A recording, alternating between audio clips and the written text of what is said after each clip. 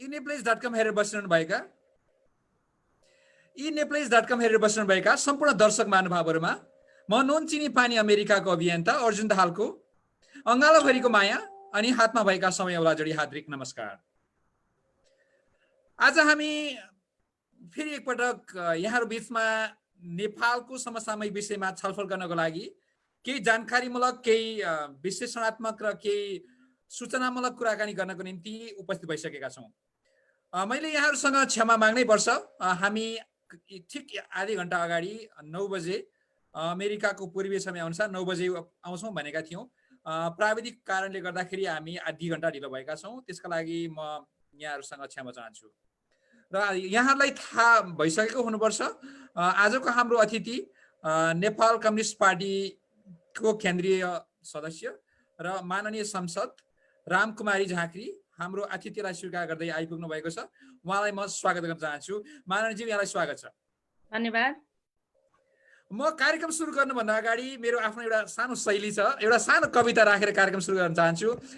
दर्शक महानुभावहरू, म त्यो छोटो कविता सुनाउन चाहन्छु। देशमा आश्वासनको चलेको छ व्यापार, संविधान खोज्नु मात्रै हो शीर्ष नेता नै अपार। जनताले खाएको राम्रो नखाए पनि खासै पीर छैन, जनताले खाएको राम्रो नखाए पनि खासै पीर छैन। विकास बोलीमा छ त्यही बोली पनि स्थिर छैन। नीतिको पनि राजनीति लाग्दैछ, राजनीति नै हाँस्दैछ खितिती। घोषणा पत्र कता टोकरीमा लाग्छ, माछा चौरीमा पानी पोखरीमा लाग्छ। माननीयलाई भरपुर मान्न पाइयोस्, बोलेको साँच्चीकै पुर्याउने नेता छान्न पाइयोस्। देश विकास गर्ने नेतालाई त पूजा गर्नुपर्छ, धोका दिनेलाई कडा व्यङ्ग झापड हान्न पाइयोस्। यति भन्दै म कार्यक्रमलाई अगाडि बढाउन चाहन्छु। अब दर्शक महानुभावहरू, म यहाँहरूले थुप्रै चाहिँ मलाई मेसेज गर्नुभएको छ, चासो राख्नु भएको छ। रामकुमारी झाँक्रीसँग एकदमै कडा प्रश्न राखिदिनुहोस् भन्नुभएको छ। म कोसिस गर्नेछु, म त्यत्रो कडा प्रश्न गर्न सक्ने मान्छे चाहिँ होइन, तैपनि तपाईँहरूका विषयलाई समेट्ने प्रयास गर्नेछु। सर्वप्रथम म माननीयज्यू यहाँलाई, यहाँ नेकपाको केन्द्रीय सदस्य हुनुहुन्छ अनि माननीय सांसद पनि हुनुहुन्छ। यो दुईटै भूमिकालाई चाहिँ कसरी सँगै लिएर जाँदै हुनुहुन्छ, त्यो यहाँको दुवैपट्टिको भूमिकालाई अलिकति प्रस्ताइदिनुहोस् न हाम्रा दर्शकहरूलाई। धन्यवाद। सबैभन्दा पहिले त अब यहाँ चाहिँ अलिक बिहानै भइरहेछ अर्जुनजी, तपाईँहरू बेलुकी हुनुहुन्छ र धेरै साथीहरू प्रवासबाटै लाइभमा हेर्दै हुनुहुन्छ होला। यहाँहरू सबैलाई मेरो हार्दिक अभिवादन छ।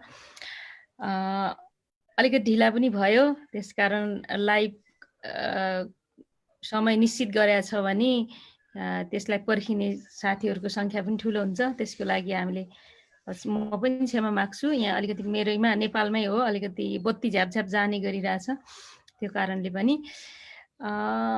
अब मेरो कुरा त के भन्ने, अब यो राजनीतिक कामै भएको भएर खासै के जिम्मेवारी भन्ने कुराले अर्थ राख्दैन, के पद भन्ने कुराले चाहिँ धेरै अर्थ चाहिँ राख्दैन। मेरो लागि काम हो, यसलाई मैले कामको रूपमा बुझ्छु, अभियानको रूपमा बुझ्छु। त्यसो भएर पार्टीको केन्द्रीय सदस्य भएको कारणले पनि आफ्नो अभियानमा काममा भइ नै रहेको हुन्छु। सांसद भनेको पनि के हो भने त्यो राज्यको एक्जिक्युटिभको रिप्रेजेन्टेटिभ होइन, त्यो चाहिँ एक्जिक्युटिभको चाहिँ ओभरसाइड, चेक एन्ड ब्यालेन्स हो। राज्यका 3टा अङ्गहरू हुन्छन्, न्यायपालिका, कार्यपालिका र व्यवस्थापिका। तिनका फरक शक्ति पृथकीकरणको सिद्धान्तको आधारमा तिनको अस्तित्व अधिकारलाई सीमित र विस्तृत गरिएको हुन्छ कानुनद्वारा अथवा संविधानद्वारा। राज्यको मूल कानुन संविधान हो। त्यो संविधानद्वारा यी राज्यका 3टा अङ्गहरूका आफ्ना अधिकार क्षेत्र विस्तृत पनि गरिएका छन् र त्यसलाई एक अर्काको बिचमा सीमित पनि गरिएका छन्। त्यसो भएर धेरै मान्छेले मलाई देख्दै गर्दा म सत्तापक्षीय सांसद भन्ने हिसाबले मैले कुनै सरकारले अथवा मन्त्रीले प्रधानमन्त्रीले गरेको कामको पुरापुरी डिफेन्स गरोस् भन्ने पनि अपेक्षा गर्नुहुन्छ। तर मैले एकातिर म अहिले काम गर्दै गर्दा म जनताको तलको ग्रासरुटको जनताको प्रतिनिधि भएको भएर मैले उहाँको आवाज बोलेर एक्जिक्युटिभलाई दबाब दिनुपर्छ भन्ने ठान्छु। मेरो दायित्व चाहिँ त्यो हो। त्यही भएर कतिपय मिडियाकर्मी साथीहरूले ल भन्नुहोस् रामकुमारीजी सरकारले गरेका 10वटा काम दिनुहोस् भन्दा भनेर मलाई भन्दै गर्दा मैले सहज भन्ने गर्छु कि यो सरकारले गरेका 10वटा काम जनताको बिचमा जाँदा भन्न सक्छु, तर मिडियामा मेरो भन्ने दायित्व होइन, किनभने सरकारका मन्त्रीहरू छन्, मन्त्रालयमा प्रवक्ताहरू छन्, सरकारकै प्रवक्ता हुन्छ, उहाँहरूले भन्ने हो सरकारको काम। किनभने मैले त तपाईँहरूले गरेका काम यो यो यो यो भएन भनिरहेको छु, अनि मैले कसरी पब्लिकली म एडभोकेसी गर्छु? म निर्वाचनमा जाउँला, त्यति बेला 5 वर्षको सरकारको समीक्षा गरेर अहिले त मध्यावधि समीक्षा मिड टर्म इभ्यालुएसन गर्नुपर्छ भन्ने हिसाबले नै हामी नै बोलिरहेछौँ। सरकारको अहिले मिड टर्म छ, 5 वर्षको कार्यकालको लागि हामी 2.5 वर्ष कटाइसकेका छौँ। त्यसो भएर यस्तो बेलामा के हुन्छ भने हामीले त्यो जब समीक्षा गर्छौँ त्यति बेला हामीले गरेका कामका श्रृङ्खलाहरू यो थियो, काम यो कारणले सरकारले गर्न सकेन, लेट्स सी अर्को निर्वाचनमा हामीलाई फेरि सपोर्ट गर्नुहोस् भन्नका लागि मैले भन्ने कुरा हुनसक्छ, हुन्छ, पक्कै पनि हुन्छ। तर आज मैले यहाँ बस्दै गर्दाखेरि मैले कुनै मन्त्रालयको मन्त्रीले अथवा प्रधानमन्त्रीले अथवा उहाँका सल्लाहकार टिमले भने जस्तो डिफेन्स गर्ने दायित्व चाहिँ होइन। म वास्तवमै जनताको प्रतिनिधि हो, ती आवाजविहीनहरूको प्रतिनिधि हो र हरेक पटक उनीहरूकै कुरा बोल्नुपर्छ। अनि म पार्लिमेन्टमा अर्को संसदीय समिति हुन्छ, त्यसलाई चाहिँ ओभरसाइट एजेन्सी भन्छन् कि सरकारले गरेका हरेक काममा त्यो कानुन सम्बद्ध छ कि छैन। एक्जिक्युटिभले जहिले पनि कानुनलाई अलिअलि मिचमाच गर्ने गर्छ, उसले चाहिँ कानुनलाई जनताको अधिकारलाई सीमित गर्छ। त्यस कारण तपाईँलाई गर्ने छुट छैन भनेर हामीले दबाब दिने काम भएर मैले यो अभियान पनि किन भन्दैछु भने मेरो यो हो नि काम। धेरै मान्छेले हेरी म पार्टीको नेता हुँ, मै प्रधानमन्त्री हुँ कि मै सरकार हुँ कि मै को हुँ भन्ने यो भूमिकामा चाहिँ कन्फ्युज भएको देख्छु।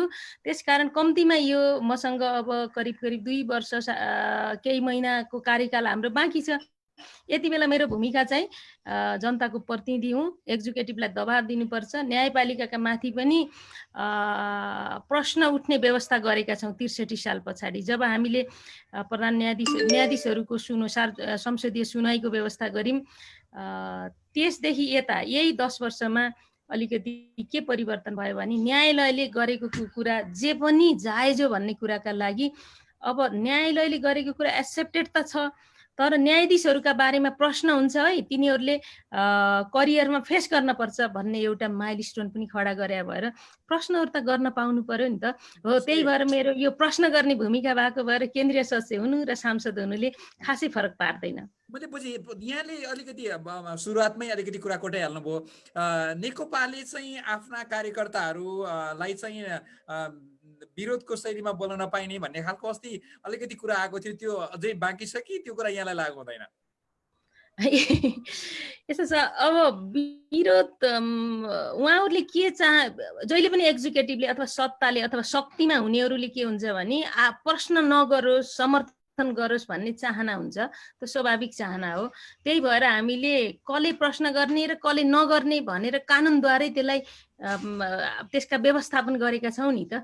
जस्तो हामीले मौलिक हकको कानुन बनायौँ, त्यो वाक स्वतन्त्रताको कुरा गऱ्यौँ, असहमति राख्ने, देशभित्र या बाहिर हिँडडुल गर्ने, या थुप्रै कामहरू हामीले चाहिँ यो गरिरहेछौँ नि त।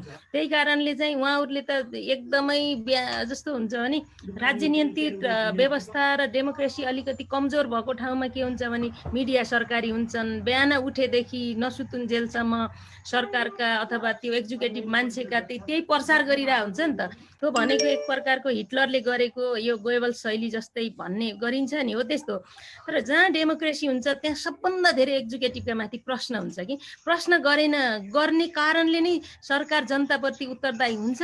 त्यही कारणले डेमोक्रेसी राम्रो हो भने हो नि त, नत्र किन डेमोक्रेसी चाहिने हो र। हो, त्यो भएर सरकारले पार्टीको शीर्ष नेताहरूलाई पनि लाग्दो होला कि यिनीहरूले प्रश्न नगरिदिएको भए हामीलाई त ठिकठाकै हुन्थ्यो नि, त्यो कारण यसलाई रोक्नुपर्छ भन्नुहुन्छ।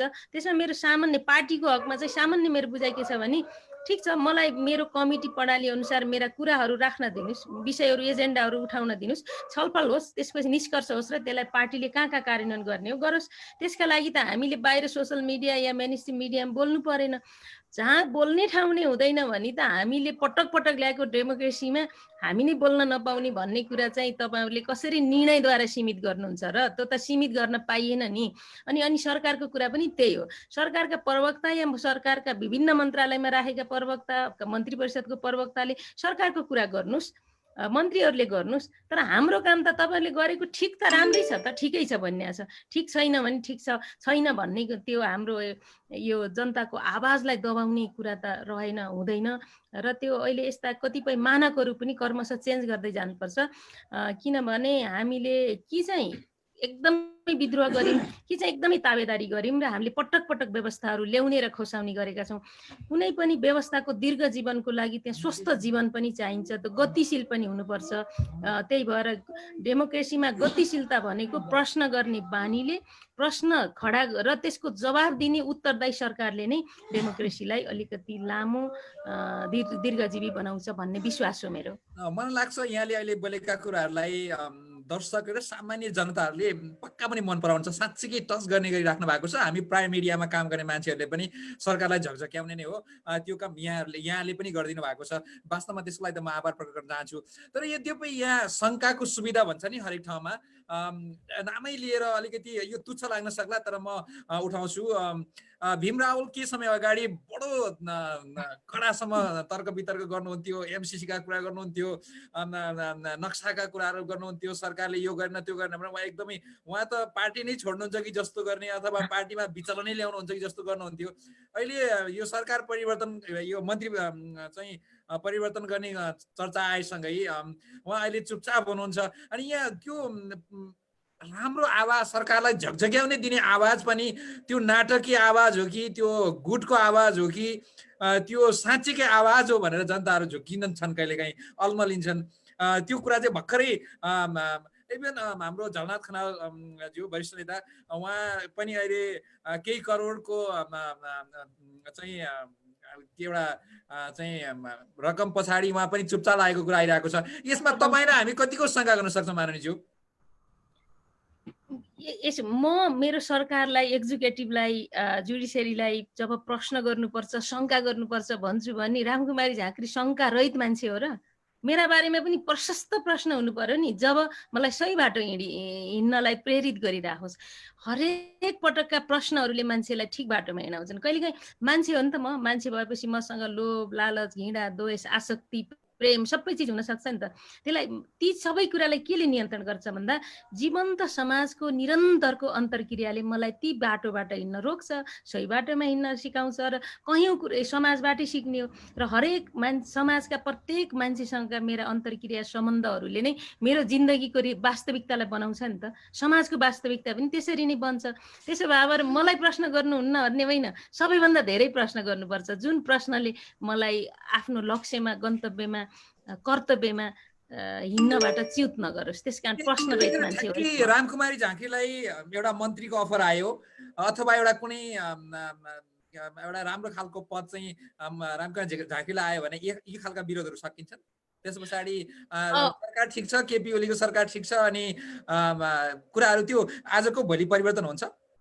ओके, अघि नै भनिसकेँ म कहाँ छु, त्यसकारण मेरो ड्युटी फरक हुन्छ भनेर। म अहिले म व्यवस्थापिका, म पार्लिमेन्टमा छु, त्यसकारण मेरो दायित्व चाहिँ जनताको आवाज बोल्ने हो। जब म एक्जिक्युटिभ हुन्छु, त्यति बेला मन्त्री या एक्जिक्युटिभ पदमा हुन्छु, मैले एजुकेसन गरेका कामहरू के हुन् त्यो कुरा भन्न पर्ने कर्तव्य हो। मन्त्रीहरूले त आफ्नो कामको डिफेन्स गर्न पर्यो नि। हाम्रो कानुनमा एकजना आरोपी, अपराधी, अथवा हामीले यस्तो भन्छौँ नि, कुनै मान्छे अझ मर्डर गर्यो, हत्या गर्यो, हत्यारा, त्यो चाहिँ के अभियुक्त, अभियोग लागेको मान्छेले पनि उसको दक्ष कानुन व्यवसायद्वारा आफ्नो प्रतिरक्षा गर्ने अधिकार संविधानमा सुरक्षित छ। त्यो चाहे अमेरिकाको संविधानमा होस्, बेलायतको संविधानमा होस्, नेपालको संविधानमा, संसारभरि। किनभने योग्य र दक्ष कानुन व्यवसायद्वारा आफ्नो कामको प्रतिरक्षा गर्ने अपराधीले त पाउँछ भने सरकारको एजुकेसनमा बसेको मान्छेले आफ्ना काम गर्ने, डिफेन्स गर्ने त उसको कामै हो। त्यसकारण म मन्त्री भयो भने मेरा कामको डिफेन्स त पक्कै गर्छु, किनकि मलाई प्रश्न नगर चाहिँ भन्दिनँ।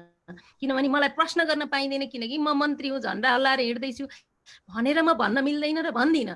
तर मैले गरेको काम हो, यति यति काम गरियो, यो काम गर्न छ, यो यस्ता यस्ता काम गऱ्यौँ या गरेनौँ, आफ्ना कामको डिफेन्स त गर्न पर्यो नि त। त्यसकारण प्रधानमन्त्री या मन्त्री परिषदका सदस्यहरूले उहाँहरूले आफ्नो कामको डिफेन्स गर्नुपर्छ, किनभने उहाँहरूले डिफेन्स पनि गर्नुपर्छ, उहाँहरूले डेलिभरी दिएको कुरा जानकारी पनि दिनुपर्छ।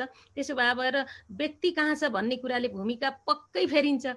अब तपाईँको कन्सर्निङको कुरा मैले बुझेको छु कि मलाई कतै ग्रिन सिग्नल आउँदै गर्दा सडकमै मैले आवाज फेरेर तपाईँको यो मेरो भाषा फेरेर म त्यो प्राप्तिका लागि लाग्छु कि लाग्दिनँ भन्ने तपाईँको खास कन्सर्निङ हो।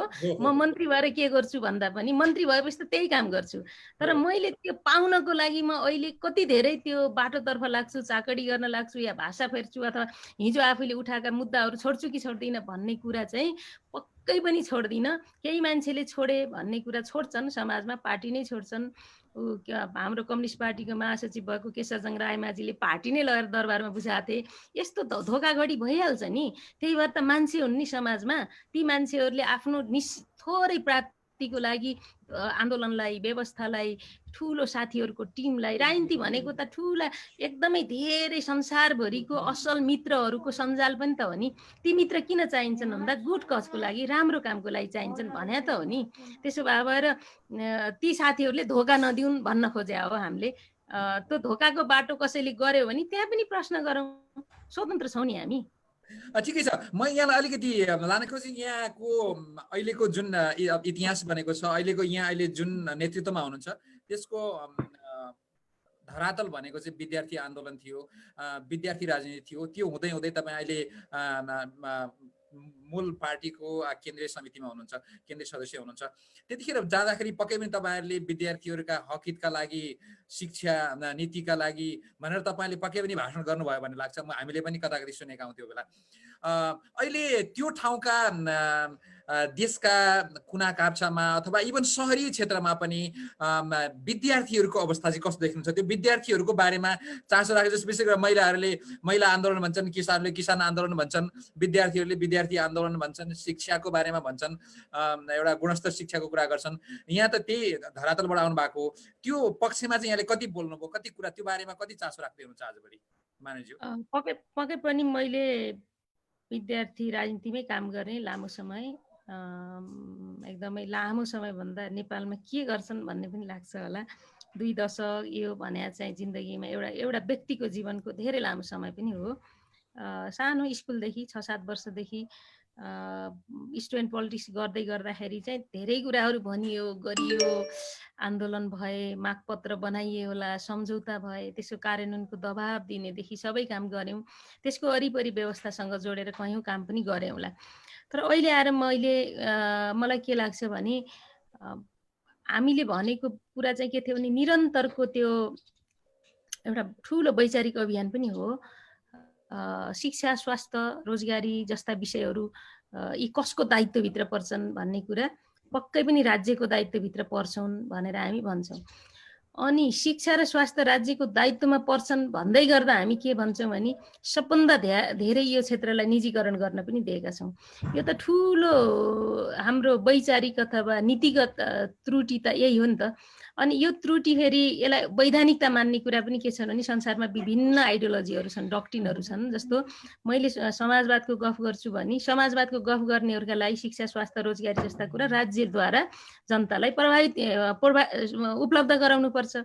तपाईँ लिबरल इकोनोमीको कुरा गर्नुहुन्छ, क्यापिटलिजमको कुरा गर्नुहुन्छ, मार्केट इकोनोमीको कुरा गर्नुहुन्छ भने यी सबै कुरा चाहिँ बजारले निर्धारण गर्छ। अब हो यो चाहिँ ठुलो वैचारिक प्रश्न हो। त्यसकारण हिजो हामीले समाजको शिक्षा, स्वास्थ्य जस्ता महत्त्वपूर्ण विषय राज्यकै हुन् है, राज्यको दायित्वभित्रै हुनुपर्छ भनेर यो कुरा भन्दै आउँदा आज हामीले एडप्ट गरेको इकोनोमिक सिस्टम, आर्थिक प्रणाली जुन हामीले मार्केट इकोनोमीलाई मिश्रित खालको भनेका छौँ, यहाँ सरकारी पनि हुन्छ, सहकारी पनि हुनेछन् र यो मूलत निजी क्षेत्र हुन्छ। यो इकोनोमीको ड्रिभन फोर्स चाहिँ प्राइभेट सेक्टर हो भनेर हामीले जुन भन्दैछौँ, त्यसो गर्दा हामीले एकातिर निजी क्षेत्रलाई दियौँ अनि यो पनि भनेनौँ कि निजी क्षेत्रले के गर्ने। जस्तो उदाहरणको लागि शिक्षा, स्वास्थ्य सार्वजनिकै हो, यो राज्यले गर्नुपर्छ। रोजगारी सिर्जना गर्ने कुरा, प्रोडक्टिभिटीमा जाने कुरा यो चाहिँ निजी क्षेत्रले गर्न सक्छ भन्ने कुरा भनिदिएको भए हाम्रा ठुल्ठुला उद्योगहरू, औद्योगिक ग्रामहरू हुने, त्यहाँ हजारौँ मान्छेले रोजगारी पाउने, हाम्रा उत्पादनहरू विदेशतिर निर्यात हुने, त्यसले गर्दा हाम्रो ट्रेड डेफिसिट पनि घट्ने, हाम्रो आयातलाई प्रतिस्थापन गर्ने, रोजगारीले रोजगारी बढाउने, सबै मान्छे काम गर्ने अवस्था हुने, ती मान्छे रोजगार प्राप्त गरेका मान्छे प्रत्यक्ष रोजगारीमा भएको भएर तिनले पनि प्रत्यक्ष आयकर तिर्छन् राज्यलाई। अनि वस्तुको उत्पादन हुन्छ त्यहाँ मुहकर अन्तशुल्कदेखि थुप्रै कुराहरूले राज्यले कर पाउँछ। यी जम्मै कुराले गर्दा हाम्रो मुलुक उँभो लाग्छ भन्ने कुरा हुने थियो होला। अब हामी के गर्यौँ भने अनि त्यो सहकारी भन्ने गरायौँ। अहिले कति हजार 34-35 हजारको सङ्ख्यामा सहकारी छन्। तर तिनले सहकारी भनेको त प्रत्येक सदस्य बराबर हो। त्यसमा भएका बोर्डका सदस्यहरू बोर्ड मेम्बरहरूले अतिरिक्त मुनाफा या आम्दानी लिने, तर अरू मान्छे सदस्यहरू त्यहाँ शोषण हुने भन्ने सहकारीको सिद्धान्त होइन। सहकारी भनेको त्यसको सिद्धान्त नै सँगसँगै बराबर उस्तै बराबर बेनिफिट लिने भने हो। अब यहाँ के भन्यो भने नेपालमा सहकारीहरू के भए, एक हिसाबका सबै त नभनौँ, एक हिसाबका ठगी खाने। अनि शिक्षा र स्वास्थ्य जस्ता सबभन्दा कम लगानी गरेर मुनाफा हुने क्षेत्र कसले गर्ने? प्राइभेट सेक्टरले गर्ने। अनि उद्योग धन्दा कसले चलाउने? सरकारले चलाउने, जो चाहिँ चलाउनै सक्दैन। अनि त्यसपछि अरू व्यापारीले, प्राइभेट सेक्टरले के गर्ने भन्दा विदेशबाट गाडी ल्याउने, साडी ल्याउने, चुरा ल्याउने, पोते ल्याउने, सुन ल्याउने। अनि त्यसको ठुलो रकम चाहिँ त्यसको यहाँ नेपालमा आफ्नो भ्यालु एड नै हुँदैन। जब 30% हाम्रो नेपाल सरकारको कानुनले के भन्छ भने 30% भ्यालु एड भएन भने त्यसलाई आफ्नो प्रडक्ट भन्न मिल्दैन। जस्तो उदाहरणको लागि मेरो एउटा यो लुगा काहीँ विदेशी बजारबाट ल्याएर यहाँ स्टिच गरेर मात्रै बेचे भने यसको 30% भ्यालु एड त हुँदैन। यो त नोमिनल पारिश्रमिकको कुरा हो। यसले चाहिँ बजारमा न उद्योग हुन्छ, न रोजगारी हुन्छ, यसले केही पनि सिर्जना गर्दैन। खालि उताबाट 1000मा ल्याएको सामान यहाँ 1500मा बेच्यो भने बिचको त्यहाँ अलिअलि त्यही कस्टमरले तिर्ने हुन्छ नि, भ्याट हुन्छ, भन्सार हुन्छ, यो तिरेको त्यही कस्टमरले तिर्ने पैसा बाहेक बाँकी यसमा केही पनि राज्यलाई हुँदैन। खालि त्यो मुनाफा, ठुलो मुनाफा त्यही व्यापारीले, ट्रेडरले खान्छ। त्यो भनेको आजको भाषामा त्यसलाई के भनिदो रहेछ भने एक प्रकारको त्यो चाहिँ एउटा दलाल के भन्छ, एउटा बिचौलिया क्यापिटलिजम भनेर नेपालमा अहिले हाम्रा गुरुहरूले, अब हामीहरूले यो डिबेट चलाइरहेका छौँ। अघि मेरो भर्चुअल ब्याकग्राउन्डमा भएको ब्यानर पनि त्यही हो। अनि त्यसले गर्दा अनि यसलाई के भएको भने यसले चाहिँ के पनि रोजगारी सिर्जना गर्दैन र सीमित मान्छेले नाफा आर्जन गर्छ। त्यसकारण साडी र गाडी ल्याएर बेच्ने प्रवृत्तिले त मुनाफा खायो, राज्यले केही पनि आम्दानी गर्दैन। त्यसकारण यस्तो खालको क्यापिटलिजम अथवा यस्तो खालको पुँजीलाई हामीले उद्यमशील रोजगारी सिर्जना गर्ने कसरी बनाउने भन्ने कुरा चाहिँ हाम्रो ठुलो वैचारिक प्रश्न हो। यो प्रश्नभित्र मैले स्टुडेन्ट पोलिटिक्स गर्दै गर्दा मैले शिक्षा, स्वास्थ्य, रोजगारीका कुरा राज्यको दायित्वभित्र पर्छ, यो निशुल्क हुनुपर्छ, सबैलाई हुनुपर्छ भन्ने कुरो गर्दै गर्दा मैले यो आज यहाँ हामी आइपुग्दाखेरि हामीले बदल्ने चिज के रहेछ त भन्दा यी विषयहरू राज्यका हुन् भनेर हामीले त्यसलाई खुट्टाले टेकाउने, अहिले टाउकाले टेकेका छौँ, खुट्टाले टेकाउने कुरा चाहिँ यो कर्तव्यभित्र पर्छ। तर पोलिसी करिब 2048 सालदेखि 49 सालदेखि हुन त हामी पञ्चायतमा पनि इकोनोमिक ओपन गरेर आइरहेको छौँ, तर लिबरल मार्केट इकोनोमीलाई एडप्ट चाहिँ हामीले 49 सालदेखि गऱ्यौँ। त्यसपछि 51 सालमा कमरेड भरतमान अधिकारी, मनमोहन अधिकारीको सरकारले, एमालेको जुन 9 महिनाको सरकार, लोकप्रिय सरकार भनिन्छ, आज पनि हामी त्यसकै गफ अलि बढ्ता गर्छौँ। हो त्यसले एउटा माइलस्टोन के दिएको थियो भने हामीले प्राइभेट सेक्टर पनि हुन्छ हामी कहाँमा, किनभने इकोनोमीको ड्रिभन चाहिँ आजको दुनियाँमा प्राइभेट सेक्टर बिना पनि सकिँदैन। तर हामीले यसलाई चाहिँ अलिकति दायित्वबोध सहितको बनाउने भनेर चाहिँ भन्यौँ। त्यही बेला हामीले 3टा इकोनोमीका पिलर मध्ये कसले के गर्ने भन्ने कुरा तोक्नको लागि, त्यसलाई छुट्याउनको लागि हामीले अलिकति त्रुटि गरेछौँ। त्यही कारणले त्यसपछि बनेका सरकारहरू त तपाईँको त्यस्तो माइलस्टोन हुने खालका कुनै पनि भएनन्, किनभने मूलत सरकारहरू संयुक्त बन्ने, मिलेमतमा गर्ने, सहमतिमा कमन मिनिमम प्रोग्राम बनाएर गर्ने, हङ पार्लियामेन्ट बन्ने, यस्ता यस्ता कुराहरूले त्यसपछि केही पनि नयाँ माइलस्टोन सिर्जना भएन। त्यही कारणले आज मैले भनेको कुरो, मेरो आदर्श या मेरो यो एउटा एक खालको मोटिभभित्र चाहिँ म कहीँ पनि विचलित छैन। आज पनि त्यही कुरा हो। आज गोविन्द केसीले अनसन बस्दै गर्दाको विषय पनि हिजो हामीले उठाएका विषय नै हुन् नि, तर उहाँले चाहिँ, उहाँसँग म सैद्धान्तिक हिसाबले आज ठ्याक्कै सहमत नभएको विषय के छ भने अहिले उहाँको एउटा मार्क्स के रहेछ भने ज्येष्ठताको आधारमा डिन नियुक्ति नगरे भएर यो पनि खारेज गर्नुपर्छ भन्नुहुन्छ। अब त्यति बेलै ज्येष्ठताको आधारमा डिन नियुक्ति भएन, हाम्रो पनि विरोध थियो। तर भइसक्यो, एक्जिक्युटिभले गरिसक्यो भने अब त्यसका बारेमा अनसन बसेर सच्याउने स्पेस कति हुन्छ, त्यो अनसन बसेर सच्याउँदा के फाइदा हुन्छ भन्ने कुरालाई पनि उहाँले त ठुलो सैद्धान्तिक विषयभित्र राखेको जस्तो लाग्छ। त्यसो भए यी सबै विषयहरूले गर्दा के हो भने शिक्षा स्वास्थ्यका विषय तपाईँले भने जस्ता धेरै संवेदनशील हुन्। जस्तो त्यहाँ अमेरिकामा पनि सार्वजनिक शिक्षा छ, तर निजी शिक्षा पनि छ नि त। त्यहाँका ठुला स्कुलहरू पनि धराशायी भएको अवस्था पनि छ। किनभने हामी जब मार्केटलाई दियौँ भने अतिरिक्त नाफा जेबाट हुन्छ त्यही कुरा गरेपछि लगानी चाहिँ मान्छेले त्यही गरे र सजिलो नाफा आर्जन गर्ने बाटो जब हामीले दिन्छौँ, अप्ठ्यारो ड्युटीप्रति कोही पनि जाँदैनन्। र यो मूलतः यस्तो कामको पोलिसी राज्यले बनाउनु पर्छ। राज्य बनाउने भनेको अमूर्त चिज राज्य होइन, त्यो सञ्चालन गर्ने मान्छेले बनाउनु पर्छ। ती मान्छे मूलतः दलका हुन्छन् र ती दलका मान्छेमा यो खालको सोच हुनुपर्छ। त्यो दलमा तपाईँ हुनुहुन्छ? हामी जस्तै धेरै छौँ, तर अलि धेरै निर्णायक चाहिँ कम भएका। अनि एक्ज्याक्टली तपाईँ केन्द्रीय सदस्य हुनुहुन्छ, माननीय सांसद हुनुहुन्छ, सामान्य मान्छेको लागि तपाईँहरू त ठुलो मान्छे हो नि। तपाईँहरू त अब केन्द्रीय सदस्य त केन्द्रीय कमिटीमा केन्द्रीय नेताहरूसँग, तपाईँ नेकपाको त अध्यक्ष भइसकेका मान्छे चाहिँ अब अहिलेका हाम्रा अलि ठुल्ठुला नेताहरू विद्यार्थी आन्दोलनबाट आउनु भएको छ, उहाँहरू पनि त्यही ब्याकग्राउन्डमा आएर अहिले यो ठाउँ पुग्नु भएको छ।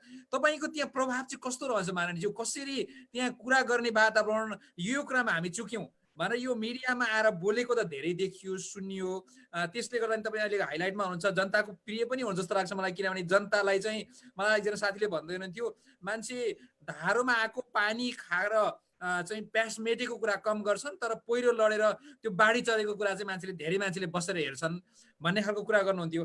अहिले तपाईँ प्रिय जनताहरूसँग चाहिँ देखिनुहुन्छ, अलिकति सरकारले पनि आलोचना गर्न प्रशस्तै ठाउँ दिएको छ र तपाईँले त्यो आलोचनाका ठाउँहरूलाई पनि सच्याउ है भनेर झकझकाइरहनु भएको छ। तर यो मिडियामा झकझक्याउने भन्दा पनि त्यहाँ केन्द्रीय सदस्य, माननीय सांसद, हामी सामान्य मान्छेले हेर्दाखेरि त त्यही ठाउँ हो। अब त्यही ठाउँमा बोल्ने ठाउँ त्यही हो, सुन्ने ठाउँ पनि त्यही हो, र उहाँ त्यही हुनुहुन्छ भन्ने लाग्छ कि हामीलाई। यो अवस्था त्यहाँ रहँदैन?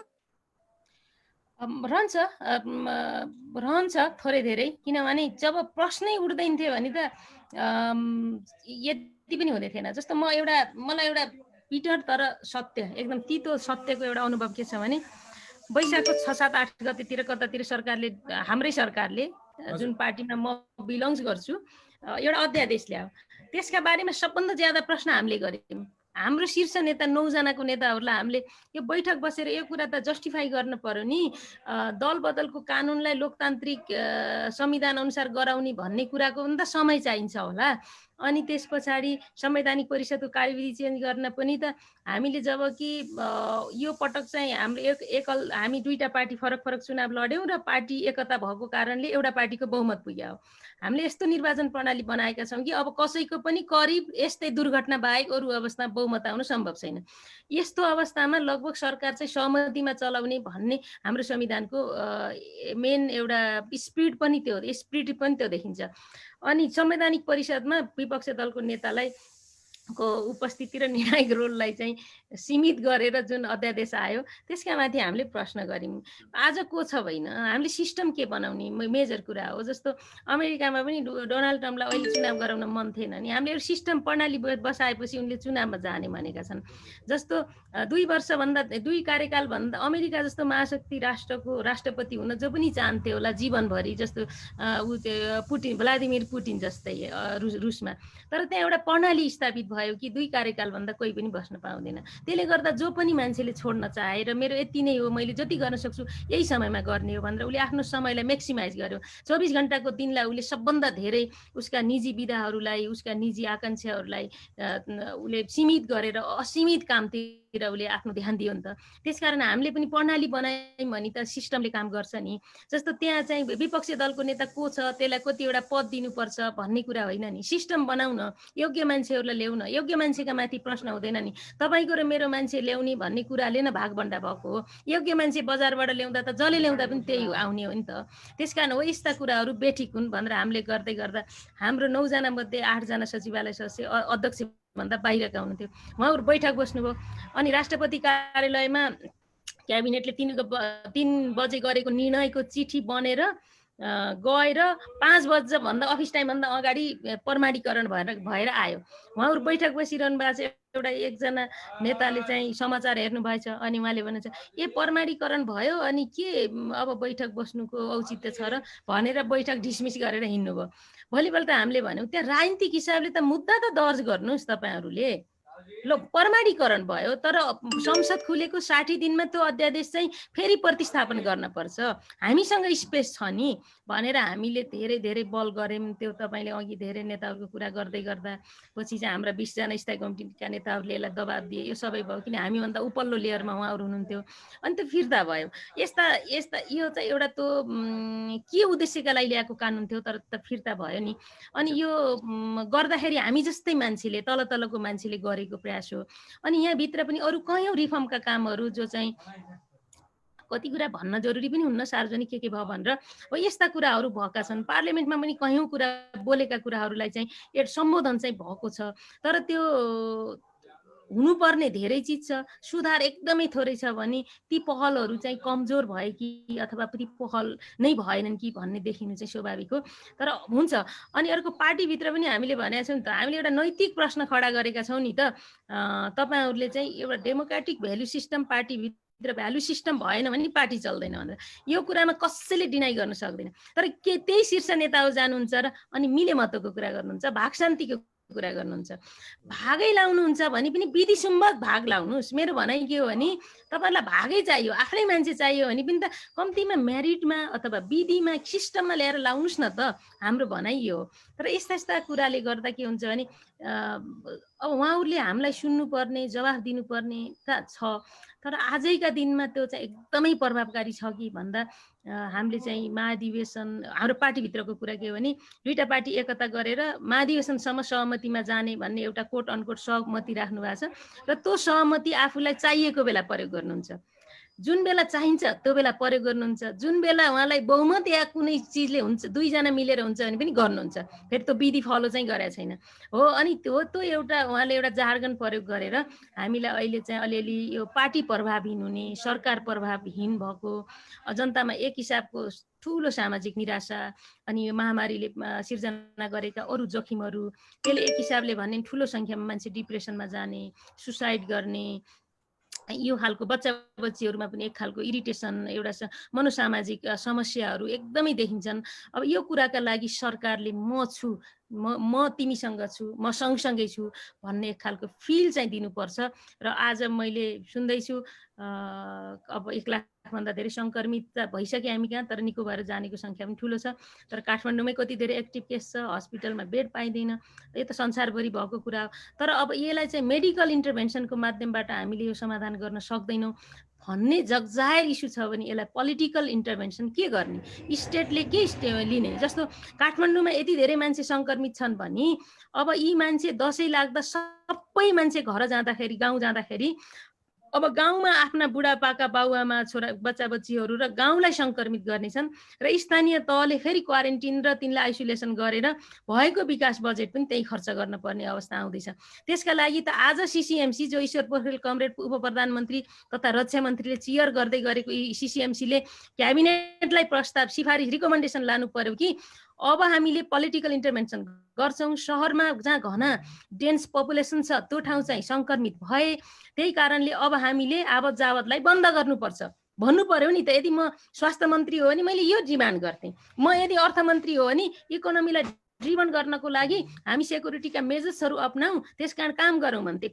एउटै क्याबिनेटभित्र पनि फरक फरक भूमिका छन् क्या, त्यही भूमिकालाई सन्तुलन गर्ने हो। म सेक्युरिटीको मान्छे थिएँ भने यसले सेक्युरिटी थ्रेट हुन्छ, त्यस कारण यसो गरौँ, मसँग 20वटा तर्क हुन्थे, 20वटा मैले तथ्यहरू दिन्थेँ। म स्वास्थ्य मन्त्री हो भने जनता जीवनभन्दा ठुलो कुरा केही छैन, यो सब बन्द गर्नुपर्छ भन्थे होला। यस्ता थुप्रै कामहरू छन् जसले जीवन काम गर्दैन।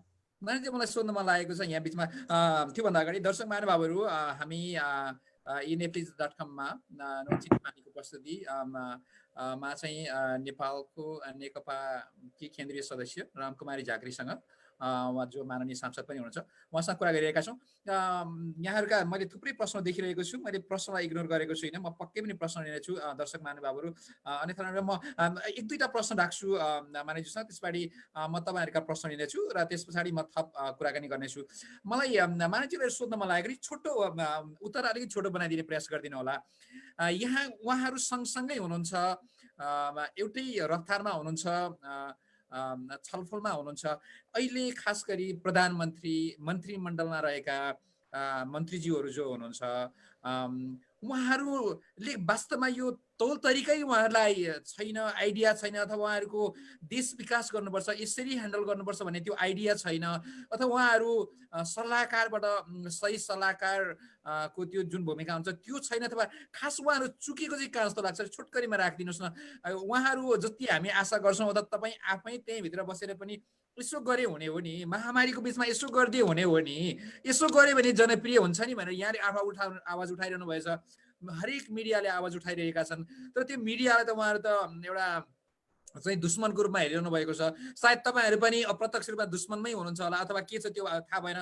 उहाँहरूको मेन्टालिटी चाहिँ के हो खास? उहाँहरूसँग त्यो ढोका नै खुल्दैन, अथवा त्यो ढोका बन्द गराउनको लागि कतैबाट प्रयास गरिएको छ? के लाग्छ यहाँलाई? छुटकरीमा राखिदिन्न। सबैभन्दा पहिले तपाईँले भने जस्तै यो जम्मै छ। राज्य भने त सायद ठुलो जनसङ्ख्या, ठुलो भूगोल, एकदमै ठुलो इकोनोमी त्यो भएको राज्य र सानो जनसङ्ख्या, सानो भूगोल अथवा इकोनोमी भए पनि राज्य भनेको राज्य हो, त्योसँग धेरै ठुलो स्ट्रेन्थ हुन्छ र उसमा अधिकार पनि धेरै नै हुन्छ। त्यही कारणले गर्दा उहाँसँग सबै चिज छ। नभएको चिज मात्रै भनेको के हो भने उहाँसँग संवाद छैन। उहाँहरूले कसैसँग संवाद गरेर सुन्नुहुन्न कि प्राइम मिनिस्टर पनि सुन्नुहुन्न, मन्त्रीहरू पनि सुन्दैनन्। उहाँहरूले नै नसुनिसकेपछि कसैलाई सुन्न करै छैन, दरकारै छैन। फकै समस्या यही छ। जस्तो न्युजिल्यान्डमा 39 वर्षीय एकजना महिला प्रधानमन्त्रीले पटक पटक उहाँले त्यहाँ उहाँको देशमा महामारीले सिर्जना गरेका त्यो श्रृङ्खलाबद्ध अप्ठ्यारा र त्यहाँबाट उहाँहरू मुक्त भएर सेलिब्रेट गरेका खुसीहरू हामीले देख्छौँ नि। त्यो के हो भने उहाँ त प्रत्यक्ष संवाद गर्नुहुन्छ कि जनतासँग संवाद गर्नुहुन्छ, सरोकारवालासँग संवाद गर्नुहुन्छ, त्यो स्टेक होल्डरहरूसँग संवाद गर्नुहुन्छ, अनि कलेक्टिभ आइडियाद्वारा उहाँहरूले निर्णय गरेर इफेक्टिभ कार्यान्वयन हुन्छ। जब हामीले कलेक्टिभ आइडियाहरूलाई इग्नोर गर्छौँ र सबै विषयको जानकार आफै हुन्छौँ, त्यहाँनिर त धेरै लिकेजहरू, कमीहरू त भइहाल्छ नि। त्यसकारण हाम्रो प्राइम मिनिस्टर सुन्नुहुन्न। सुनिहाल्नुहुन्छ भने पनि उहाँ बालुवाटारभित्रको सीमित घेरा सुन्नुहुन्छ होला, र बालुवाटारभित्रको घेराले कसैलाई सुन्दैन। किनभने उहाँहरूको दावा छ कि हामी प्रधानमन्त्री केपी ओलीको सल्लाहकार हो, उहाँ हुँदासम्म हामी शक्तिमा आउने, त्यसपछि हामीलाई पनि कसैले पुस्ने छैन, हामीले पनि कसैलाई आज पुस्दैनौँ। उहाँले एकदमै रेकर्डेड स्टेटमेन्ट केही 7-8 जना साथीहरूको बिचमा उहाँहरूले दिनुभएको छ।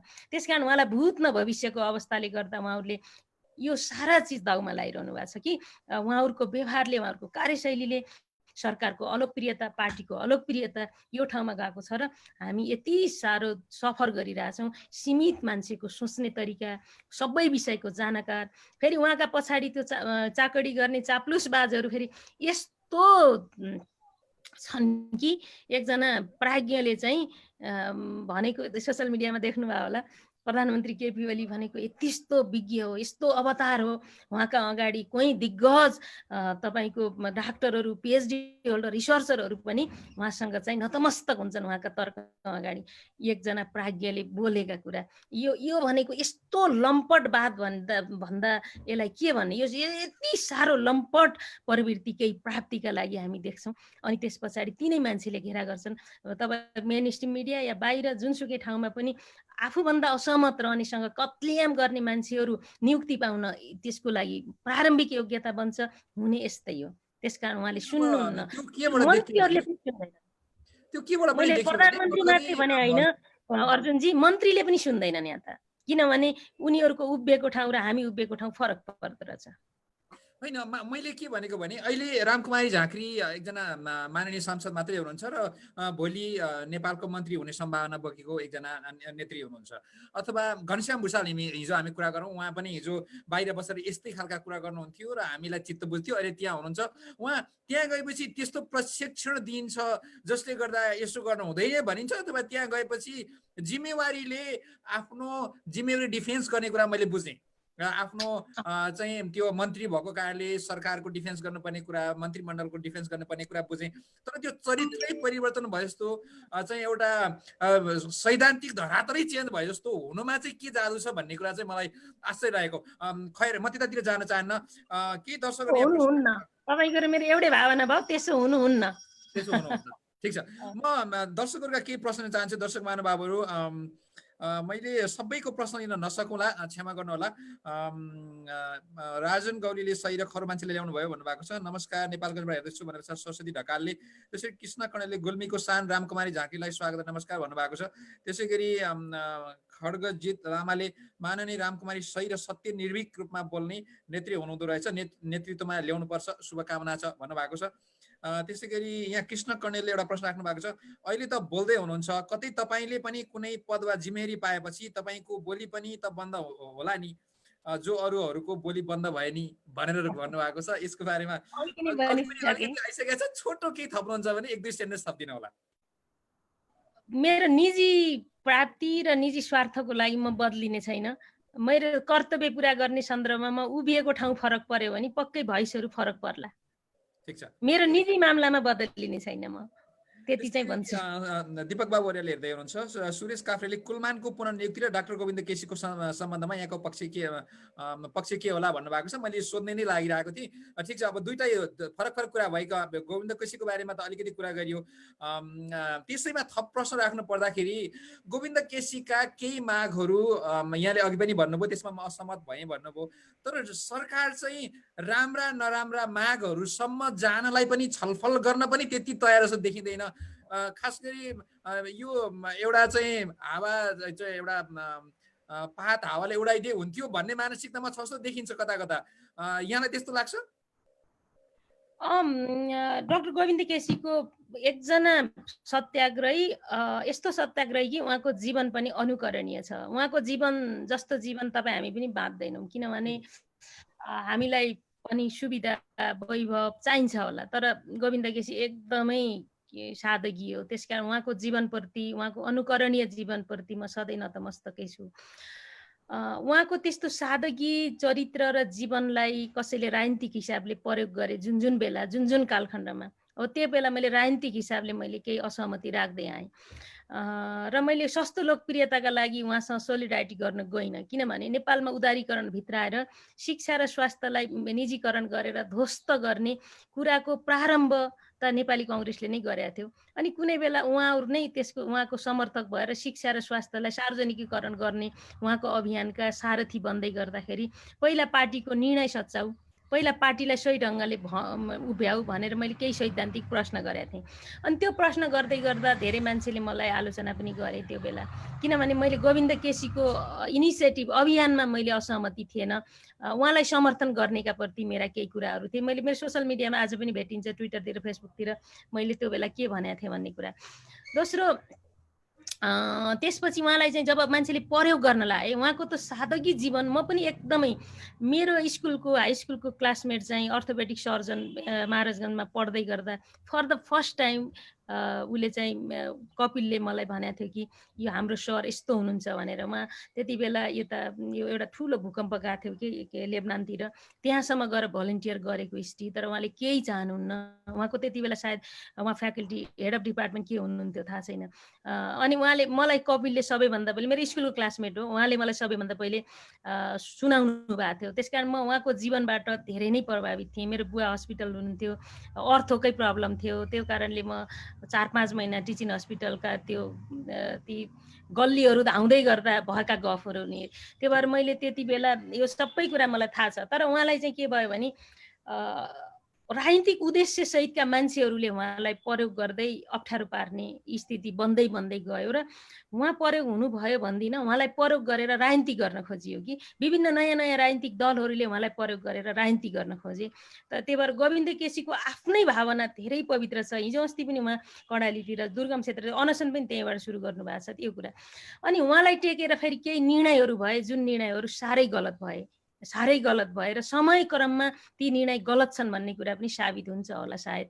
त्यसो भएर यी कुराहरू केमा गलत थिए, मैले चाहिँ त्यति बेला बनेको केही पोलिसीहरू सम्झौताहरू त्यसबाट बनेका कानुनहरूका बारेमा म गफ गर्न सक्छु। किनभने यहाँ त यो कस्तो छ भने मान्छेले एउटै कुरा चाहिँ म ठिक छु अनि मेरा हर चिज ठिक छन् भन्ने कुरालाई जुन समाजले मानक बनाउँछ त्यस्तो चाहिँ होइन। गोविन्द केसी आफैमा असाध्यै साधकी मान्छे हो। उहाँले उठाएका मुद्दाहरू ठिक हुन्, तर उहाँलाई जसले राजनीतिक रूपमा प्रयोग गरिएका मान्छेहरूले उहाँलाई जुन पटक यस्तो खालको जोखिममा पारिरहेछन् त्यसका प्रति सचेत हुनुपर्छ। र म पर्सनल्ली उहाँप्रति सधैँ नतमस्तक छु।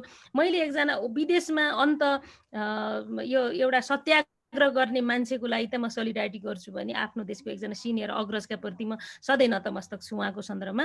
मुद्दाका बारेमा त सबै मुद्दा ठिक छन् बास्केटमा भन्न मिल्दैन। त्यहाँभित्रका धेरै चिजहरू छिनालेर सरकारले सम्झौता गर्छ कार्यान्वयन गर्दैन भन्ने कुराका प्रति त जबरजस्त प्रश्न छन्। सम्झौता नगर्नु, गरेपछि कार्यान्वयन गर्नु, त्यति कुरा हो। अब रह्यो कुलमान घिसिङको बारेमा म पहिले बोलिसकेको छु। एकजना प्रधानमन्त्री फेरि प्रधानमन्त्री भइरहनुपर्छ भनेर यो देशमा भन्दैनन् कसैले। एउटा मन्त्रीले फेरि मन्त्री होस् भन्दैनन्। तर एकजना कर्मचारीलाई फेरि पुनर्नियुक्तिको लागि मान्छे सडकमा आउँछन् भने कुलमान घिसिङले केही गरेका हुन् भन्ने कुरा बुझ्न गाह्रो छैन। तर उनी एक्लैले गरे अथवा पोलिसी सपोर्ट थियो अथवा टिम थियो भन्ने कुरा पक्कै थियो। तर त्यो सबै चिज भएर पनि उनले नेतृत्व गरे। त्यसकारण कुलमान घिसिङ आजको लागि नेपाली समाजमा रोल मोडल भए।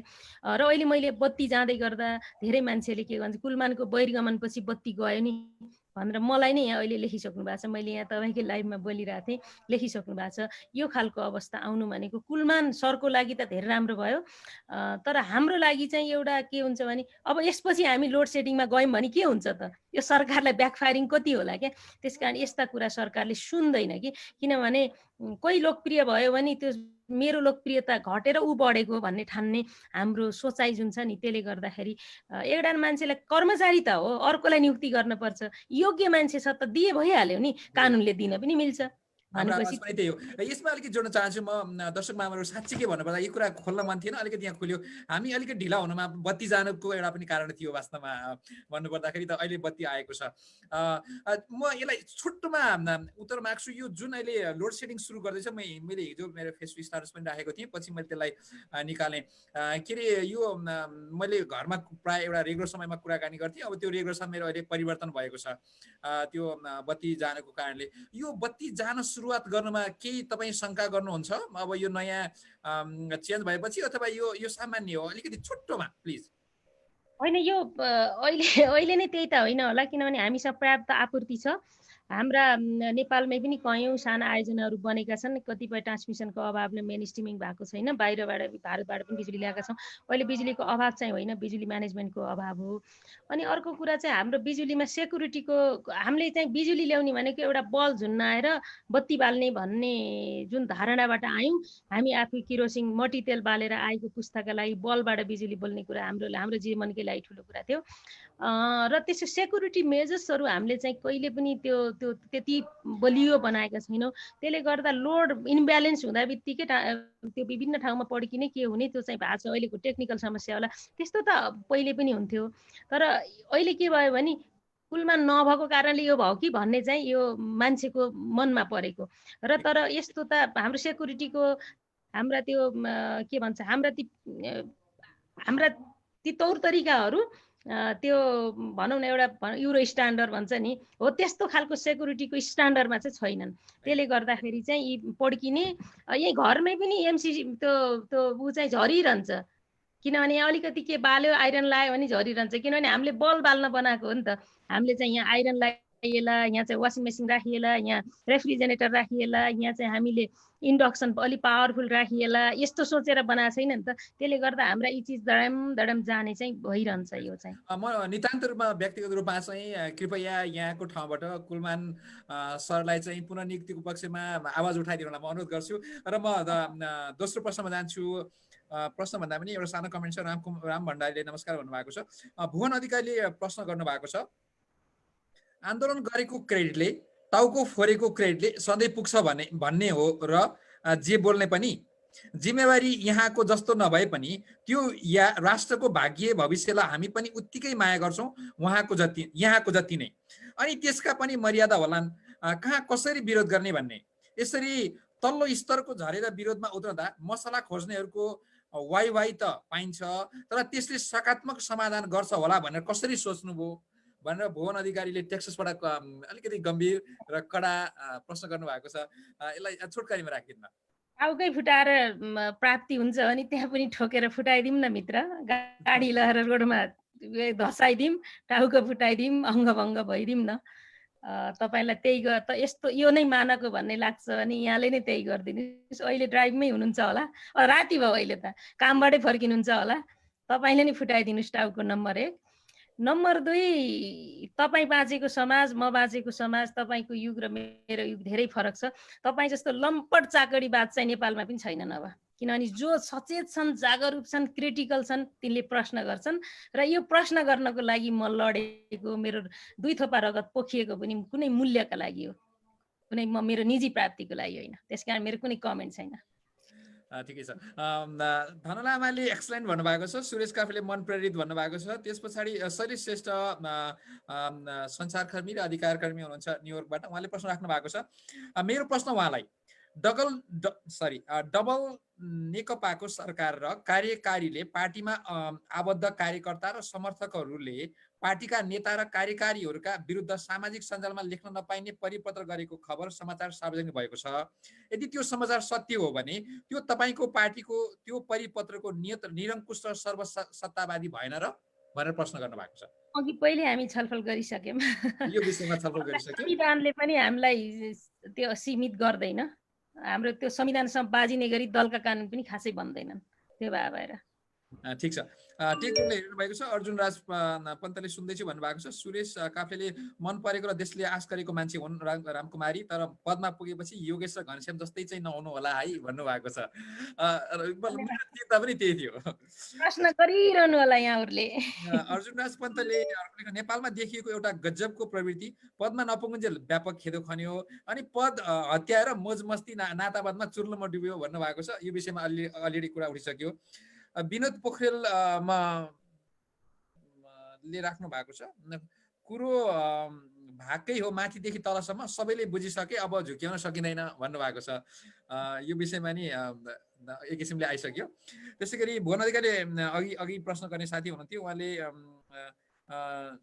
अर्जुन सर पनि राम्रै मान्छे पिएम हुनुहुन्थ्यो, जेएन सर पनि राम्रै मान्छे पिएम हुनुहुन्थ्यो। उहाँलाई पनि त्यही बाट वेट पारिका घरको कारण असफल बनाइयो भन्छन्। खै के भन्ने मैले एक्ज्याक्ट त्यही वायात पाराको मान्छेहरूले भनेको जस्तो छ, भन्छन् नि भनेर भन्नुभएको छ। सायद अब ठिकै छ, यतै नजाउँ। अब सृजन ताम्राकारले सेफ डाक्टर केसी आजको सबभन्दा महत्त्वपूर्ण मुद्दा हो भन्दा अरू केही छैन भन्नुभएको छ। त्यसै गरी यहाँ भविष्यको राष्ट्रपति राजकुमारी झाँक्री हुनुपर्छ, रामकुमारी झाँक्री हुनुपर्छ भन्नुभएको छ दुर्गा खत्रीले। त्यसै गरी यहाँ राम्रा प्रश्नहरू आइरहेका छन्। म केही प्रश्न अलि पछि पनि लिन्छु। अब एक्चुअली अब म यहाँलाई कहाँ लान चाहन्छु भने, अहिले सम्माननीय प्रधानमन्त्री केपी शर्मा ओलीको राजीनामा चाहिन्छ भने यहाँले माग गर्नुहुन्थ्यो, त्यो माग चाहिँ सकियो, अब अहिले त्यो छैन, के छ त्यो, कहाँ पुग्नु, त्यो मुद्दा कहाँ पुग्यो? त्यो त हाम्रो खास सडकको माग थिएन। उहाँहरूले पार्टीको बैठकमा कुनै सन्दर्भमा असारको 17 गते होला सचिवालयमा उहाँहरूले कुरा गर्नुभयो क्या, र उहाँहरूले पनि एउटा भाव आवेशमा कुरा गरेको, अनि भाव आवेशमै फेरि अनि भाव आवेशमा कुरा आयो अनि अलिकति माया प्रेममा टुङ्गेको जस्तो बुझ्छु। हाम्रो माग थिएन प्रधानमन्त्रीले राजीनामा दिनुपर्छ, दिनुहुन्छ, सडकबाट लागेको नारा होइन यो, र हामीले उठाएको विषय पनि थिएन। त तपाईँ अहिले प्रधानमन्त्री परिवर्तन गर्न जरुरी छैन, बरु उहाँले सचिन जरुरी छ भन्ने पक्षमा हुनुहुन्छ? आई मिन योभन्दा प्रभावकारी इफेक्टिभ काम गर्नु पर्यो सरकारले। सरकार सुनिनु, देखिनु, बोलिनु, अनुभूत गर्ने हुनुपर्छ। तर कसरी भन्ने कुरा चाहिँ तपाईँहरूले छलफल गरेरै गर्नुहोस् भन्ने नै हो हाम्रो कुरा आजको दिनमा पनि। किनभने यो एकजनाले अत्याचार गर्यो भनेर अर्को उही प्रवृत्तिको अत्याचारमा शक्ति हस्तान्तरणले पनि खासै केही हुन्न भन्ने कुरा त हामीले देखि बुझेकै कुरा हो। त्यही भएर हाम्रो इभन म केन्द्रीय सदस्य सांसद पनि हामीले चाहिँ प्रधानमन्त्री हटाऊ यो हटाऊ हाम्रो अभियान थिएन। अब उहाँहरूले नै के उठाउनु भयो, उहाँहरूले नै सोच्नुभयो। त्यसकारण उहाँको अब त्यो निजी एजेन्डा जस्तो देखिन्छ आज आएर त। त्यो त्यो त्यो निजी एजेन्डाहरू चाहिँ अलिकति सेटल डाउन हुन थालेका हुन्। अब राष्ट्रमा उहाँहरूको चासो र चिन्ता अब कोरोना प्रभावित मान्छेहरूमा, दसैँको यो चाडबाडको सिजनमा कति मान्छेहरू प्रभावित हुन्छन्, यस्तातिर उहाँहरूको ध्यान जान्छ। अब सायद त्यो उहाँहरूको त्यो भागभण्डाको कुरा एक किसिमले मिलेको हो।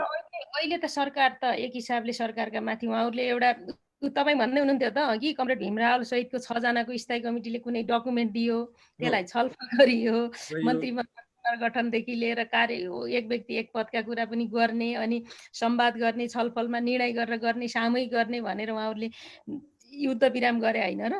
त्यो काम गरिसकेपछि फेरि उहाँहरू कसरी चल्नु भएको छ? सबैभन्दा पहिले त निर्णय प्रक्रियामा भाग लिने कमरेडहरूले कुरा उठाउनु होला कि भनेर हेरेको छु मैले। त्यहाँसम्म मैले ध्यान पनि दिएको छैन, किनभने त्यो 6 जनाको कार्यदलले के समाधान दिन्न भन्ने पनि थाहा थियो हामीलाई। अनि उहाँहरूले के डकुमेन्ट दिए त्यसले खासै हामीलाई ऊर्जा पनि भरेन। उहाँहरूले के सहमति गर्नुभयो त्यसको सरोकार पनि रहेन। अहिले कार्यान्वयन भएको छैन, त्यसमा पनि मेरो प्रश्न छैन, किनभने त हुने चिजै थिएन क्या। त्यही भएर एउटा युद्ध विराम गरेर आउनुभयो, त्यही ठिकै होला, त्यही ठानौँ। यसले खास अब नेकपाका कार्यकर्ताहरूलाई खास गरी चाहिँ मेसेज के जान्छ यतिखेर? यस्तो छ, अब मेसेज त जेसुकै गए पनि एउटा मुख्य कुरा के हो भने हामीसँग अहिले सङ्कट छ। यो सङ्कट हाम्रो निजी पनि होइन, संसारभरि छ। तर यसमा सरकार प्रभावकारी हुनु पर्यो अनि पार्टी पनि प्रभावकारी हुनु पर्यो भन्ने दुईटा मात्रै कुरा हो कि। त्यसकारण त्यसको लागि चाहिँ उठेका प्रश्न हुन् नि त। उहाँहरूले प्रभावकारी ढङ्गले चलाउँछु भन्दाको बखत चाहिँ यी विषयहरू चाहिँ खास उठ्दैनन्। ल ठिक छ दर्शक महानुभावहरू, तपाईँहरूका म एक दुईवटा अरू प्रश्न लिन चाहन्छु। त्यसपछि थुप्रैजनाले कमेन्ट गर्नुभएको छ, म सबैको लिन सकिनँ, क्षमा चाहन्छु। त्यस पछाडि राम पौडेलले युएसएबाट अब यसरी अन्तर्वार्ता दिने आलोचना गरेर मात्र भएन, नेतृत्वमा हस्तक्षेप गर्नु पर्यो भन्नुभएको छ राम पौडेलले। त्यसै गरी भूपेन्द्र खरेलले शेयर ब्रोकर ब्याङ्कलाई लाइसेन्स दिने कुरा के भयो भनेर सोध्नु भएको छ। यसबारे केही अपडेट? अस्ति नै असारको जेठको कति गते, असारको 15-16 गते नै मैले प्रतिवेदन बुझाएँ मेरो उपसमितिले। अनि 22-23 असारको 23 गते होला सचिवालय हाम्रो अर्थ समितिले त्यो एप्रुभ गर्यो अनि सरकारलाई निर्देशन दिएको छ। त्यसमा हाम्रा थुप्रै रिकमेन्डेसन छन्। यहाँले भन् जस्तै ब्याङ्कले ब्रोकर लाइसेन्स पाउने र नपाउने मात्रै अध्ययन चाहिँ मेरो अध्ययनको सीमा थिएन, त्यहाँभित्र धेरै विषयवस्तुहरू थिए जुन कुरा अहिले अलिअलि अरू कानुनमा पनि रिफ्लेक्ट गरेर काम गर्न खोजिरहेछौँ। त्यसो भएर चासो राख्नु भएकोमा धन्यवाद। त्यो चाहिँ अब सरकारले नै, अब सरकार, अर्थ मन्त्रालय अनि राष्ट्र ब्याङ्क अनि सेवन नेफ्से उहाँहरूले नै गर्ने काम हो। यो बिचमा हामीले फलो पनि गरेका छौँ। मैले पर्सनल्ली पनि अब आफैले अलिकति त्यो विषयमा अलिकति थाहा पाएपछि, ज्ञान भएपछि के उतार चढाव या यस्ता कुराहरू आउँदा, समस्या इन्भेस्टरहरूका समस्या आउँदा पर्सनल्ली पनि चासो राख्छु र उहाँहरूले सुन्नु पनि भएको छ। हेरौँ, खबरदारी गरिराखौँ। ठिक छ। दयाराम रेग्मीले प्रश्न राख्नु भएको छ, यो अलि भेग प्रश्न छ, छोटोमा उत्तर दिनु होला। हामी लगभग कार्यक्रमको अन्त्यतिर छौँ। घाँसबास कपास शिक्षा र स्वास्थ्य निःशुल्क कहिलेबाट सुरु हुन्छ भन्नुभएको छ। अब यो राम जाने हो कि रामकुमारी झाँकी जाने हो कि? शिक्षा र स्वास्थ्यको निःशुल्कको कुरा त एक तहसम्मको शिक्षा निःशुल्क नै छ हामी कहाँ। स्वास्थ्य पनि एक तहको निःशुल्क छ। यसमा मेरो स्वास्थ्यलाई निःशुल्क आधारभूत स्वास्थ्य मौलिक हकमा हामीले संविधानमा लेखेको कारणले यो राज्यको दायित्वभित्र पर्छ। आधारभूत स्वास्थ्य भनेको खोपदेखि लिएर यो सामान्य सिजनल फ्लूसम्मका के विषयहरू पर्छ। त्यसमा फेरि यसको पनि स्वास्थ्यको ठुलो प्रोटोकल छ, अहिले सबै भन्न म सक्दिनँ। अनि अर्को कुरा, स्वास्थ्य बिमाले यी विषयहरूलाई कभरेज गर्नुपर्छ भनेर स्वास्थ्य बिमा ऐन आएको थियो। त्यो विषय चाहिँ आधारभूत स्वास्थ्यलाई स्वास्थ्य बिमाले कभरेज गर्नु हुँदैन, त्योभन्दा माथिको स्वास्थ्यलाई चाहिँ स्वास्थ्य बिमाले चाहिँ कभरेज गर्नुपर्छ। त्यसकारण स्वास्थ्य बिमा ऐनलाई खारेज गरेर अहिले बिमा ऐन आएको छ त्यसमा समेट्नुपर्छ भनेर केही विषयमा होमवर्क गरिरहेछौँ। म भएको म जुन समितिको सदस्य छु त्यसमै यो विषय छलफल भइरहेछ। तर आजैको दिनमा स्वास्थ्य बिमा खारेज हुँदैन, तर यसको पोलिसीमा धेरै नै रिफर्म चाहिन्छ जस्तो लाग्छ। र अर्को कुरो शिक्षा पनि हामीले एक तहको शिक्षालाई हामीले निशुल्कै भनेका छौँ, तर सँगसँगै प्यारलली हामीले प्राइभेट एजुकेसनलाई पनि लगेको भएर ह्याप्स र ह्याप्स नटको कुरा सँगसँगै आउँछ। हुनेहरूले प्राइभेट स्कुलमा पढाउने, नहुनेहरूले चाहिँ सरकारीमा पढाउने हुँदाखेरि एउटा वर्ग विभेद एजुकेसनमा देखियो भन्ने कुरा हाम्रो सबैभन्दा ठुलो कन्सर्निङ हो। र यो मैले मेरो जिन्दगीमा विद्यार्थी आन्दोलनमा हुँदा उठाइरहेको विषय पनि यही छ। र यो विषयलाई हामीले कसरी न्यारो डाउन गर्ने, जस्तो अब निजी शिक्षालाई चाहिँ सरकारी जस्तै ध्वस्त पार्ने कि सरकारीलाई अपलिफ्ट गरेर अलिकति प्रतिस्पर्धी बनाउने भन्नेसम्मको तहसम्म चाहिँ हामीले ध्यान दिनुपर्छ। यसको लागि शिक्षक रिक्रुटमेन्टदेखि लिएर धेरै चिजहरूलाई ध्यान दिनुपर्छ भन्ने कुरा हो।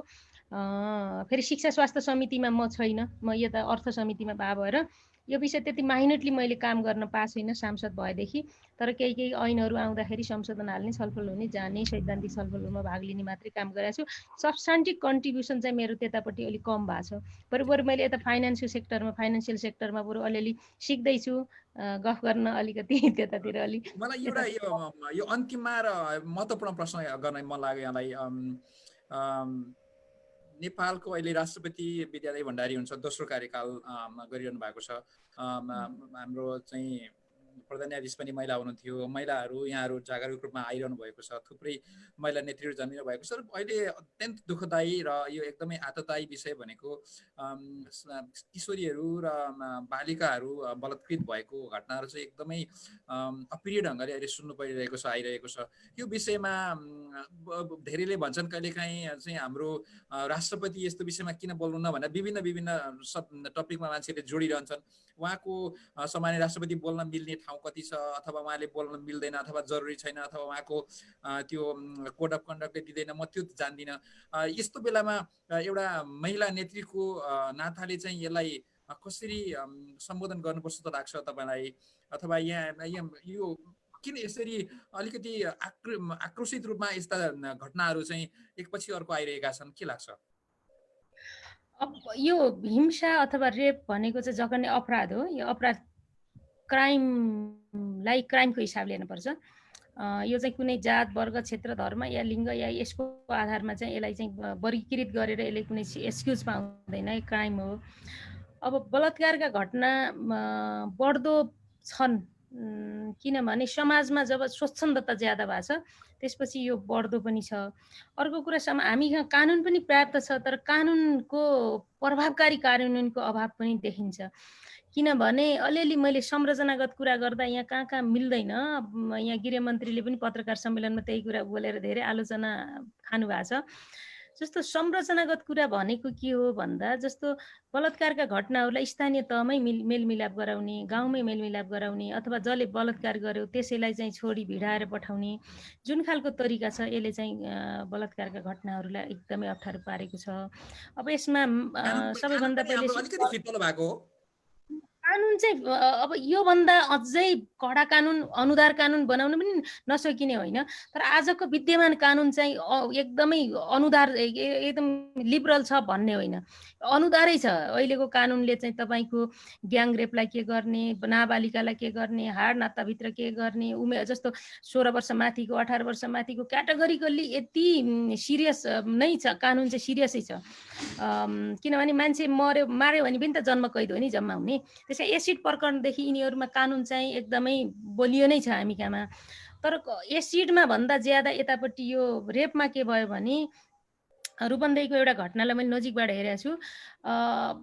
जब क्राइम अझ रेप पछि चाहिँ अझ मर्डर हुन्छ नि, अथवा सुसाइड अथवा मर्डर, त्यहाँनिर थर्ड पार्टीको त्यो इन्भल्भमेन्टमा त्यो थर्ड पार्टीको उपस्थिति देखिन्छ कि कुनै घटना भइरहेछ त्यहाँ तेस्रो पक्षले देख्यो भने त्यो घटना सिरियस भइ नै हाल्छ आइदर त्यहाँ मर्डरको ठाउँमा पुग्छ अर चाहिँ सुसाइडको तहमा पुग्छ अनि गाउँका मान्छेहरूले के गरे भने जोसँग रेप भयो रेप त जबरजस्ती नै थियो अथवा के थियो जबरजस्ती नै हो रेप भने त्यहाँनिर अनि उनीहरूले के गर्ने भने बरु त्यही केटा र केटीको बिहा गरेर पठाइदिने अनि त्यसले अर्को घटनाहरू बनाउने यस्तो कुरा चाहिँ के छ भने हाम्रो स्ट्रक्चरमा आज पनि के भयो भने यसलाई अपराध हो भनेर परिभाषित गरेर अपराधकै आँखाले हेरिएन अपराध भन्नको लागि हाम्रा छोराछोरी हुर्काउने तरिकालाई पनि हामीले अब बदल्न पर्छ मेरो छोरा छ भने मैले मेरो छोरालाई छोरीलाई जति सुरक्षित हुनुपर्छ भनेर मेरो आमाले जिन्दगीभरि मलाई सिकाउनु भयो नि तर मेरो छोरा पनि त्यत्तिकै सुरक्षित र मर्यादित जीवन बाँच्न पर्छ को एक्जिस्टेन्ट अर्को साथीलाई त्यत्तिकै सम्मान गर्न पर्छ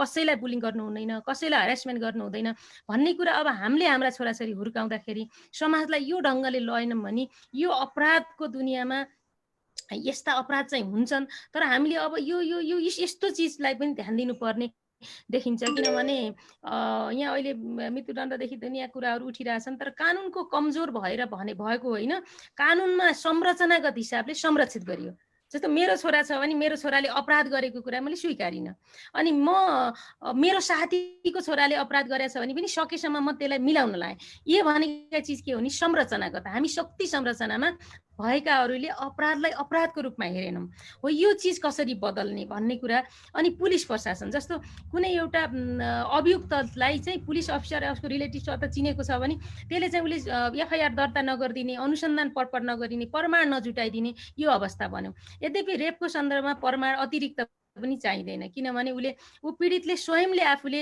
आफ्नो उजुरी नै प्रमाण हो त्यति धेरै प्रमाणको परीक्षण पनि चाहिँदैन तर यति धेरै सहुलियत हुँदाखेरि पनि अझ अदालतमा गएर होस्टाइल गर्ने अदालतमा गएर बयान चेन्ज गर्ने बकपत्र चेन्ज गर्ने यस्ता चिजहरू दबावले शक्ति संरचनाले भएका छन् र यी कुराहरूले मैले नै एकदमै देखेका म बीचमा अन्डासोबी छोडेँ अनि पार्टीको ठाडो जिम्मेवारीमा नभएको भएर यो बार काउन्सिलको लाइसेन्स पनि लिएँ अनि त्यसपछि प्र्याक्टिस होइन यो पनि एउटा आफ्नै काम गर्ने ठाउँ हुन्छ भनेर अनि एउटा दुईवटा केस मैले पनि हेरेको थिएँ अलि पहिल्यै अनि त्यो पीडितहरूले नै होस्टाइल गर्ने एकदमै धेरै होस्टाइल गर्ने देखियो त्यसो भएर यो चाहिँ एकदमै जघन्य अपराधको कोसीमा राखेको छ रेपलाई चाहिँ 9वटा सिरियस क्राइमभित्र पर्छ नेपालमा पनि संसारभरि पनि सिरियस क्राइममै पर्छ त्यसो भएर संसारका धेरै मुलुकमा त्यसले गर्दा हाम्रोमा यो कुरा चाहिँ शक्तिमा को छ छैन भन्ने कुराले होइन अनि राष्ट्रपति प्रधान न्यायाधीश सभामुख राज्यका 3टा अङ्गमा महिला हुँदैमा यो शक्तिको संरचना बदलिएको होइन यो चाहिँ यो नियोलिबरल एजेन्डा हो अनि यो शक्ति संरचनामा केही महिलाहरू पुग्ने एउटा भर्याङ मात्रै हो यसले आम रूपमा महिलाको जीवन बदलिएको छैन जहाँ तपाईँको करिब 60, 70, 80 लाख महिलाहरूको जीवनको कुरा हुन्न त्यहाँ 1-2 जना रामकुमारी झाँक्री अरू कसैको कुराले तिनीहरू शक्ति संरचनामा पुगेर आम रूपमा महिलाको सोसल कन्डिसन सोसल पोजिसन चाहिँ चेन्ज हुँदैन त्यो भएर हामी एजेन्डामा पनि कहीँ डिरेल चाहिँ भएका छौँ हैन मैले भने आज बेलुकी यही विषयमा आज बेलुकी नेपाली समय अनुसार 5:30 बजे मेरो यही विषयमा एउटा वेबिनार छ साथीहरू सम्भव भए लाइभ मैले यसैमा मैले भन्न खोजेको चाहिँ के भने एकजना पात्र रामकुमारी झाँक्री अथवा अर्को सुनिता रमिता अर्को कोही चाहिँ परिवर्तन भएर अथवा सत्तामा शक्तिमा पुगेर के हुनेवाला छैन भन्ने त बुझियो तर उहाँहरूको थ्रुबाट परिवर्तन गराउनका लागि के पहल हुन्छ भन्ने कुरा चाहिँ मैले उठाउन खोजेको बाइ द वे अब हामी अब कार्यक्रमको अन्तिमतिर छौँ आफ्नो यो बिहानै अमिलो समय दिनुभयो अलिकति कार्यक्रममा ढिला भयौँ हामी दर्शक महानुभावहरू क्षमा चाहन्छौँ अन्तमा अमेरिकामा बसेर हामी यहाँलाई चाहिँ झकझकाउनको लागि नेपाल राम्रो होस् हाम्रा चाहिँ बुवा मात्रै हुनुहुन्छ हाम्रा दाजुभाइ साथीहरू त्यही हुनुहुन्छ तपाईहरु त्यही हुन्छ हामी जन्मेको देश त्यही हो त्यो राम्रो होस् भन्ने चाहन्छौँ हामी त्यसका लागि हामीले अलिकति झकझकाउने प्रयास गर्यौं जुन यहाँले पनि गरिरहनु भएको छ स्वयं सरकारभित्र बसेर सरकारको पार्टी भित्र रहेर पनि झकझकाउने प्रयास गरिरहनु भएको छ हामी त्यसको लागि सल्युट गर्छौं अनुशासन कारबाही नपर्नु होला हामी त्यसमा हामीलाई चिन्ता छ अन्तमा के भन्न चाहनुहुन्छ छोटकरीमा हाम्रा दर्शकहरुलाई धेरै धन्यवाद यहाँलाई ढिलो लेट नाइट पनि हुँदैछ होला सबैभन्दा पहिले त मलाई सुनिदिनु भयो म सबै प्रकारका कमेन्टहरूको लागि मैले जहिले पनि स्वागत गर्छु अब कमेन्टको नाममा फेरि धेरै नै कमेन्ट त जम्मैको के गर्नु र होइन, तर पनि मैले चाहिँ फरक मतहरूलाई, कमेन्टहरूलाई, विचारहरूलाई जहिले पनि स्वागत गर्ने भावहरू त्यसमा मेरो मेरो टाइम लाइनहरूमा तपाईँहरूले जहाँ पनि मलाई कमेन्ट दिन सक्नुहुन्छ, यही लाइभ हेरेर पनि दिन सक्नुहुन्छ। मलाई सुनिदिनु भयो। मैले आफ्नो एउटा निजी फिलिङ्सहरू चाहिँ अहिले बताएँ। यसमा मैले कयौँ सैद्धान्तिक कुराहरू गर्नु पनि सक्थेँ, कयौँ अरू कुरा पनि गर्न सक्थेँ, किनभने मैले मेरो अनुभूतिबाट भनाउँदाखेरि चाहिँ यहाँहरूलाई चाहिँ मैले किन बोल्छु, किन भन्छु भन्ने कुरा बुझ्न सजिलो होला भनेर पनि यसो गरेँ। अब तपाईँ संसारमा हामी सबै अहिले सङ्कटमा छौँ। अमेरिकामा पनि कोरोना महामारी अब एकदम इपिसेन्टर जस्तो अहिले भइरहेछ। अब स्टे सेफ होइन। अब तपाईँहरूले पनि आफ्नो केयर गर्नुहोला, नानीहरूलाई केयर गर्नुहोला, नेपाललाई माया गर्नुहोला। बुवा आमा यतै हुनुहुन्छ भने तपाईँको पक्कै दायित्व पनि छँदैछ। म यही कुरा भन्छु र आगामी सिरिजहरूमा भेटौँला। हस् ल, खुसी लाग्यो आजको हाम्रो भेटघाटलाई सजिलो बनाउनका लागि सहयोग गरिरहने आदरणीय दाई कमल ओझा अनि प्रविधिमा सहयोग गर्नुहुने प्रिय ज्ञानु श्रेष्ठ सरलाई पनि म हार्दिक आभार प्रकट गर्न चाहन्छु। धेरै धेरै धन्यवाद। अनि समस्त दर्शक महानुभावहरू र माननीय सांसद रामकुमार झाँक्रीज्यूलाई पनि धन्यवाद दिँदै आजको कार्यक्रमबाट बिदा हुन चाहन्छु।